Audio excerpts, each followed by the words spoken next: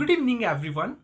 Recently, Supreme Court has delivered a very historical judgment. Historical in the sense, this is important for your prelims as well as mains. Prelims और mains दोनों के लिए ये topic important है because though this was not the case even before but now it has been made even more apparent by the Supreme court.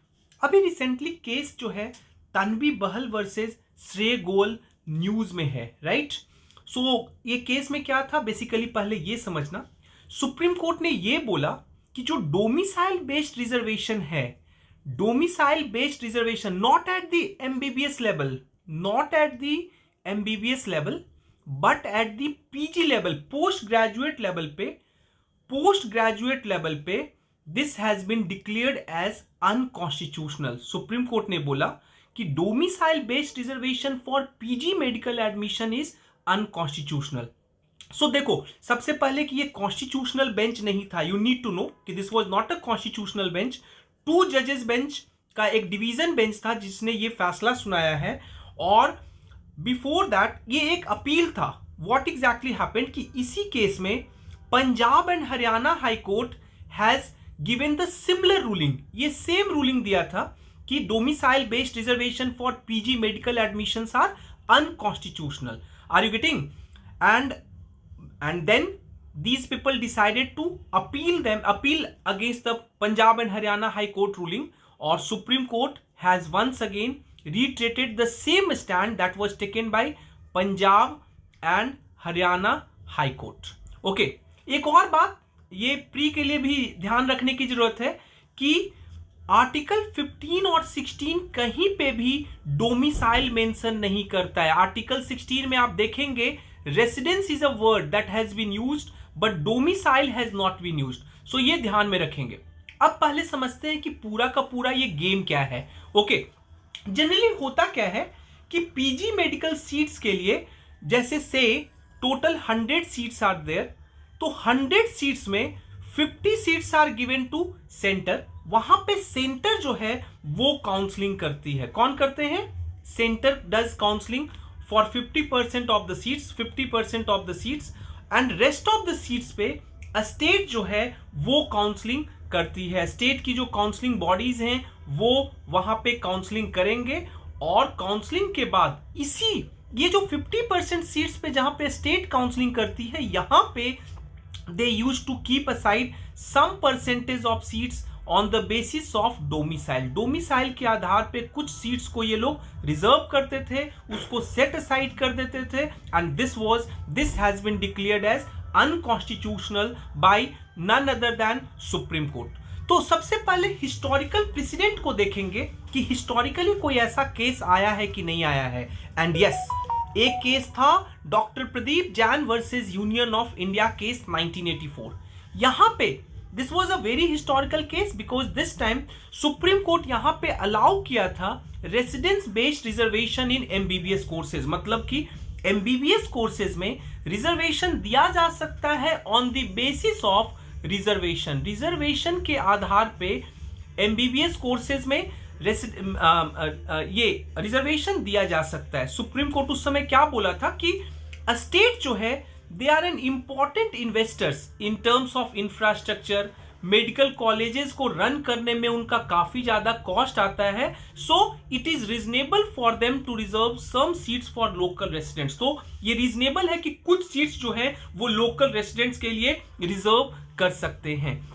Another important thing, लेकिन Supreme Court इसी case में doctor Pradeep Jain versus Union of India case में Supreme Court ने यह declare किया कि same reasoning does not apply to PG courses. Same reasoning does not apply to PG courses और declared such reservation as unconstitutional. उसी समय back in 1984 reservation on the basis of residence was declared as unconstitutional by Supreme Court. Okay, सो अभी देखोगे Supreme Court का judgement का important aspect क्या है. What are the important highlights of the judgement. Okay, तो सबसे पहला सुप्रीम कोर्ट ने बोला कि reservation on the basis of domicile at PG level violates equality.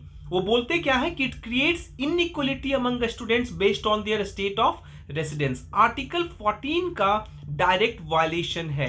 Okay, article 14 plus article 19 का वायलेशन है, क्योंकि जो आर्टिकल 19 है, आर्टिकल 19 क्या बोलता है खुद से आप समझो।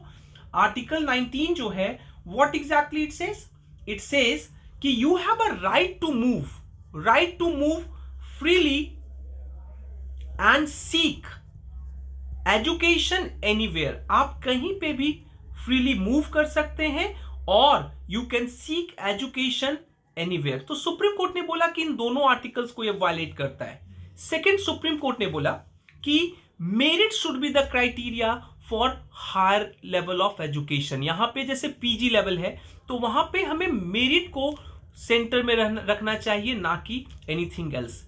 ये जो है, ये this is very much important. Supreme court has made a distinction between residence and domicile. अभी समझो कि क्या डिस्टिंक्शन बनाया। सुप्रीम कोर्ट ने बोला कि both of these two things are different, ये दोनों अलग अलग चीजें हैं।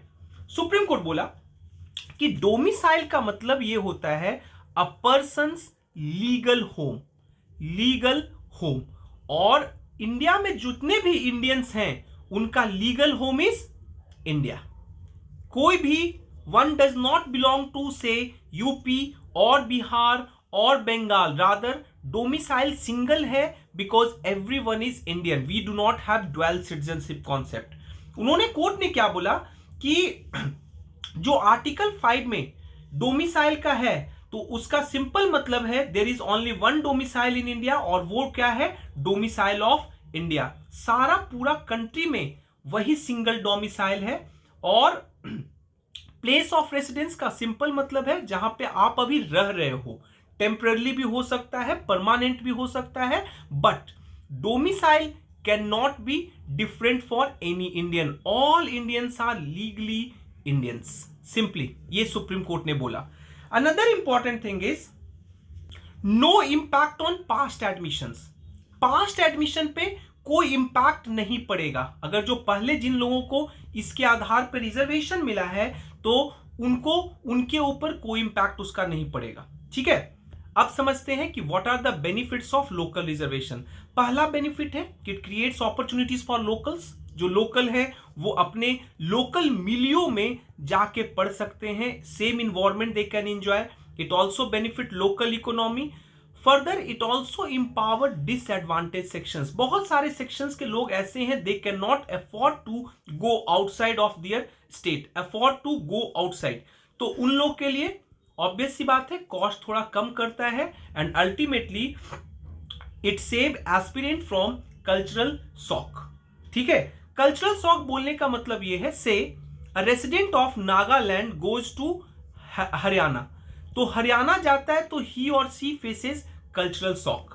Are you getting? तो ये कल्चरल शॉक मतलब नागालैंड का कल्चर बिल्कुल अलग है, हरियाणा का कस्टम बिल्कुल अलग है, तो बेसिकली ज्यादातर एस्पिरेंट को ये कल्चरल शॉक से बचा देता है। But there are also certain negatives. पहला निगेटिव ये है कि इट वायलेट्स फंडामेंटल राइट्स। अभी मैंने बताया कि आर्टिकल 14, 15, 16, 19 को वायलेट करता है domicile based reservation. It avoid addressing the root cause को ये एड्रेस नहीं करता है। रूट काउज क्या है खुद समझो। रूट काउज ये है कि there is too much poverty.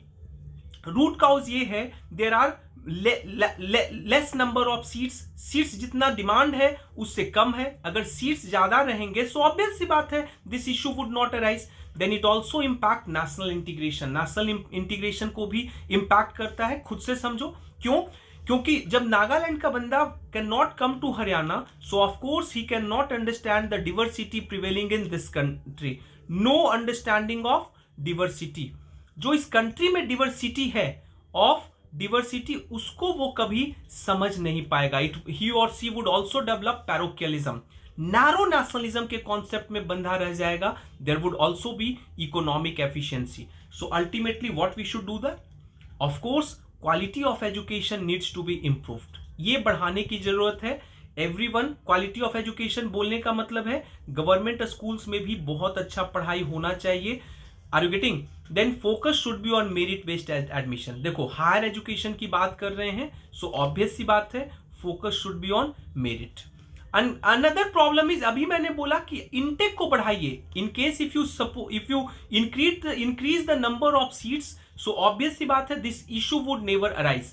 And provide social support to the needy and disadvantage. जो डिसएडवांटेज सेक्शंस हैं उनको सोशल सपोर्ट प्रोवाइड कराइए. डिसएडवांटेज्ड सेक्शंस को सोशल सपोर्ट प्रोवाइड कराइए.